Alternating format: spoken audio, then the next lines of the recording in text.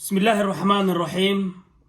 السلام الله عليكم ورحمة الله تعالى وبركاته. إذ الكينبه ميل والبوديغا داوانيسان ونكي قرآن براها آلا بادغا براتين إنو إذن سو قدبيو تاريخها قيمها بدنكتين وقفنيا waxaan doonayaa maanta ummadda Soomaaliyeed inaan wiifiyo gaar ahaan ummadda reewamoodka inaan wiifiyo taariikh guurta ah soo jireen ah hore aan naga hadlayaan baan doonayaa haddana inaan mar labaad iyo mar saddexaad iyo mar afraad anigoo aan ka daali doonaan wiifiyo walaalayaal waxa weeye taariikhdu aan ka hadlayo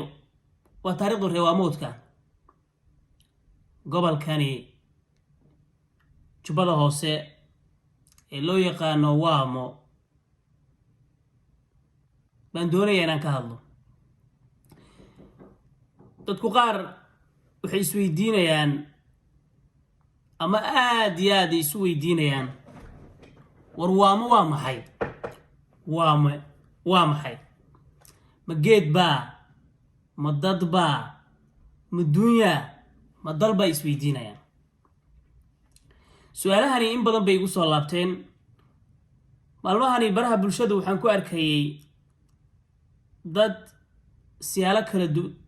kala duwan u turjumayo waamo hortay waxaa la yiraahdaa waa qof magaciisa waamo haddaad maqashaan waa qof magaciisa deegaan magaciisana waa yahay waamo waxaa la yiraahdaa waama iido amada waa boqorkii xukumayay gobolka reewamoodka ee u dhashay beesha warday waa boqorkii iidow dhalay boqor iidow ninkii dhalay ee boqor waamo ahaa ayaa waxaa la oran jiray boqor waamo deegaankana magaciisa ayuu ku fadhiyaa dadka qaar waxaa laga yaabaa inay si qaldan u turjumaan ayagoo dhahaya waamo wax qof lama yiraahdo dadna lama yiraahdee waa dal waamo waa shakhsi magaciisa waa boqorkii warday xukumi jiray qarniyadii aan soo dhaafnay ee iidow dhalay boqor iidow baa ka dambeeyay waxa weeye haddii aad ummaddu wax u sheegto waxay u baahan tahay in aad marjac yeelatid oo wuxuu marjaca yeeshtaan oo aad u sheegtid qofku waxa aad ka hadlaysid marjacooda ama dee turjumaan aad ka bixisid bay u baahan tahay waxaa laga yaabaa dad badan hadalkaygu markay inay isweydiinayaan war qoraagu ha inoo sheego marjicu waxaana uu sheegayo bal ha inoo ifiyo ama tusaalooyin ha nooga bixi si aan u fahanno ragga yaryar badankood ma fahmi karaan laakiin in loo jilciyo loo turjumo u baahan yahay waamo waa kuma horaan idinkugu sheegay waamo waa ina iidow waa boqor iidow aabbihii ayaa la yidhahda waame haddii aad shaki qabtid waxaad ku garan kartaa hadduu wiil dhasho reer wiil u dhasho haddii wiilku u dhasho wiilku ninkii dhalaa magacoola baxa anugu magacaygu waa qore aadan barre abbahay baa ila baxay dee abbahay baa i dhalay waa magacii la igu gardaadiyey boqorkana raggii ka dhashaa magacoola baxay deegaankana magacaasuu leeyahay haddii aan tusaale kale ku tusiyo caalamku haddaad marteen tusaale gobolkan maraykanka ku yaal loo yaqaano Washington de Washington waa gobol haddana waa magac shakhsi leeyahay George Washington ninkii dhaha lagu magac daray waa aabihii xurriyadu dalkani dalweynaha maraykanka marka lagu soo duulay la qabsaday cidii gacanta midig u lahayd xurnimadooda dhalisay aabihii wadanka ninka lagu magac daro George Washington de Washington waa gobolka magaciisa haddana waa shakhsi waa aabihii xurriyada waa aabihii wadankani sidaas oo kale iido sidaas oo kale waa dalka iyo dadka haddana shakhsi magaciisu way boqortooyadu waamo boqorkii warday baa la oran jiray waamo waxa weeye ummaddu in la qaldo ma ahan qaasatan dhalinyarka in la qaldo ma ahan taariikhda la qaldo ma ahan taariikhdu waa nooshahay waamo ninkii dhalaa magaco la baxay dhulkana waa dhulkii reewaamoodka boqorka lagu magac darana waa boqorkii warday ee la oran jiray boqor waamo iido tusaalooyin kale aan idin tusinayaa marka aan ka hadlayo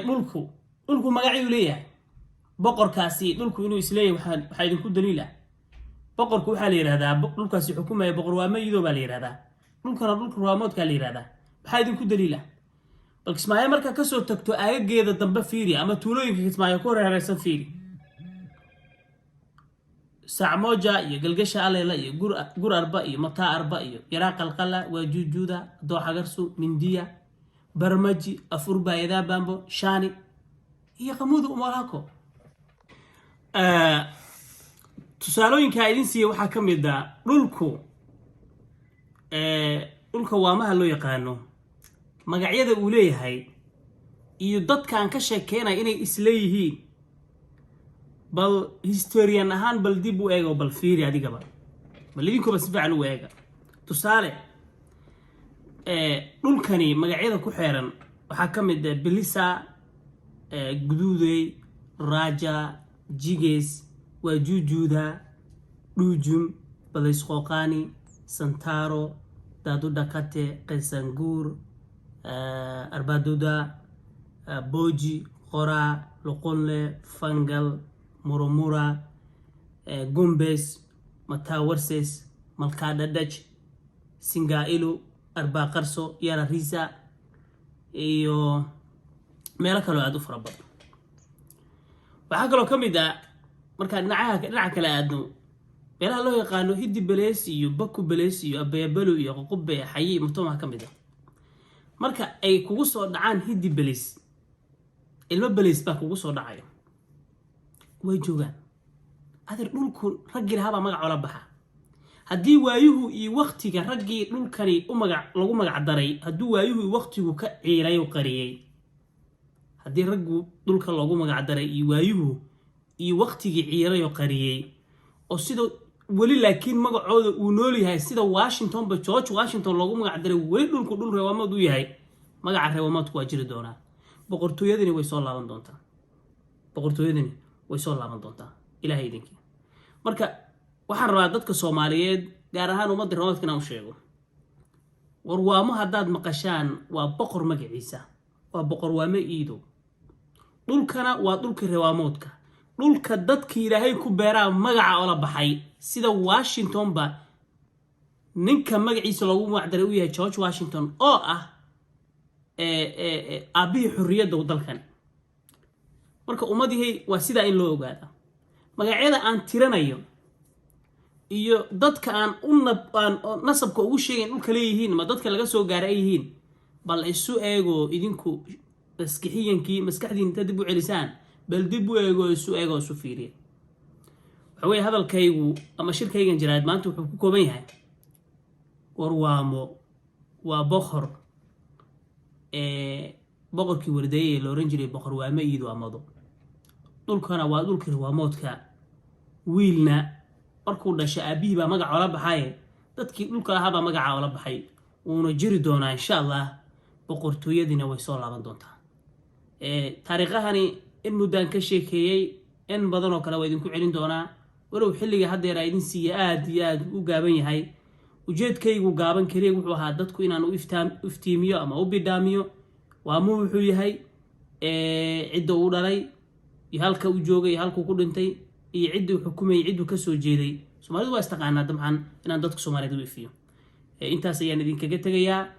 wabillahi tawfiiq wasalaamu calaykum waraxmatullaahi tacaala wabarakaatuh intaan muuqaalkiisa xiga ku kulmi doono waa qoraadan barro idin leh dhammaantiinaba ummadda Soomaaliyeed meel walba joogtaan caafimaad iyo bashbash iyo barwaaqo ku waara nabadina ha idin gaartaa idin leeyahay nabaday fi amaanillah